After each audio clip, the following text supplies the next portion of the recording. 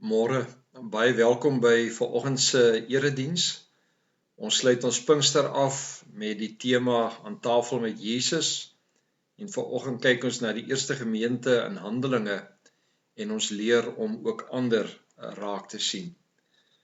Ons skrifgedeelte is Handelinge 2, hiervan vers 42 tot en met vers 47. Ek wil tog vers 42 lees. Hulle het hulle heel hartig toegelê op die leer van die apostels en die onderlinge verbondenheid, die gemeenskaplike maaltyd en die gebede. As mens verder aanlees, lees ons die wonderwerke wat daar plaasgevind het, hoe hulle van huis tot huis by mekaar geëet het, God geprys het in alle eenvoud, hoe hulle besittings verkoop het en mekaar gedeel het, en die opmerking word gemaak dat die Here elke dag mense tot hierdie gemeente dan ook bygevoeg het.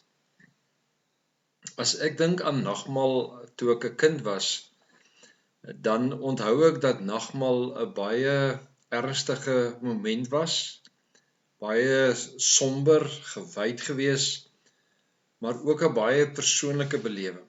As ek sê 'n persoonlike belewing, dan was die fokus van die nagmaal vir my dikwels op my verhouding tussen God en myself. Daarom as jy hierdie broodjie geneem het en jy die kelkie geneem en dit geneem en geëet en gedrink, dan het dit gegaan oor jou ervaring met God. As 'n mens na Handelinge 2 gaan kyk, word daar vir ons herinner dat hierdie gemeente gereeld by mekaar gekom het en maaltyd gevier het. En in vers 46 en 47 sê hulle, dit was gedoen met blydskap, dit was gebeur in eenvoud, maar God was dan ook geprys hierin. Retta Finger skryf in haar boek Of Widows and Meals, dat 'n mens moet onthou dat die huise in daardie tyd natuurlik baie dig te mekaar gebou was. Die vensters en die mure was nie so klantig soos in vandag se tyd nie. So 'n mens kan jou indink dat hierdie feesmaaltyd 'n plesierigheid was en dat dit eintlik hoorbaar was en ook sigbaar was vir mense wat rondom jou gebly het. En dat hierdie fees van saam wees en saam eet natuurlik ook afgesmeer het na die mense rondom jou. En daarom dat ons ook die woorde hoor dat die Here elke dag mense tot hierdie gemeente dan ook toegevoeg het. 'n Mens kan natuurlik vir jouself afvra, maar is dit moontlik dat saam eet en die manier jou kerkwees beoefen so 'n radikale invloed het op jou gemeenskap, dat die manier van eet ook 'n invloed het oor hoe die gemeente dan ook funksioneer, maar ook hoe hy uitbou deur die toevoeging van gelowiges. Ons wil baie keer hê dat die fokus van 'n gemeente en erediens is die prediking. Dit gaan oor hoe suksesvol jou PowerPoint aanbieding was dit sigbaar, was dit kleurryk geweest, en ons maak baie keer die preek die fokus van ons gemeente wees. William Willimon sê dat ons leef in 'n tyd van entoesiasme en dat ons alles perfek wil hê. En dit gaan oor belewing. En tog as 'n mens gaan kyk na hierdie gedeelte wat ons vanoggend gelees het, word ons eintlik gekonfronteer met die vraag, wat gebeur na die erediens? In Handelinge 2 vers 42 word daar vir ons gesê daar 4 dinge gebeur het in hierdie gemeente. Die twee buitenste dinge het gefokus op die horisontale verhouding tussen, die eerste en die laaste was 'n vertikale verhouding wat gegaan het oor my verhouding met God, en die middelste 2 het gegaan oor ons verhouding met ons naaste. So sien ons dat die fokus van hierdie gemeente was die lering deur die apostels wat gegaan het oor God, en dit het gegaan oor die gebede. In die middelste was die onderlinge gebondenheid en ook die saam eet, die koinonia ook as gemeente. As 'n mens dink aan lering, ons eie gemeente, dan dink jy aan Bybelstudies, jy dink aan eredienste, jy dink aan 'n Bybelskool, aan selgroepe, waar mense by mekaar kom om onder die woord van die Here te luister na dit wat die Here vir ons wil leer.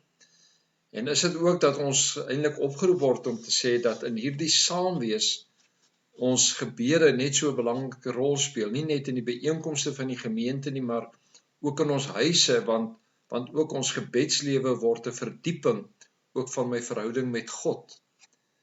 Die binneste het gegaan oor die onderlinge verbondenheid, ons kan sê koinonia, dit gegaan dat hulle besittings verkoop en gedeel het met mekaar, dat daar hierdie omgee was wat 'n manier was van gemeenskap met mekaar, en dat hulle gereeld aan huis tot huis gekom het om saam te eet. In hierdie boek van Rita Finger wat sy skryf of Widows and Meals, sê sy dat ons moet onthou dat in die tyd van Lukas die mense geweldig arm was.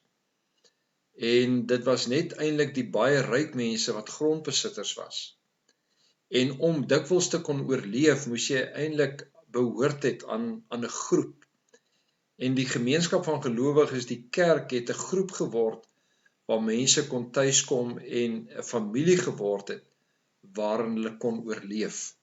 En daarom vind ons hier dat die volgelinge van Jesus dan soos een familie funksioneer en dat hulle dan vanuit hierdie familie alles met mekaar deel en saam eet en in die saam eet ook te beleef dat God vir hulle goed is en dat hierdie feeste gewoonlik 'n feesmaal was wat uitbundig was en waar lof en eer aan God gebring was.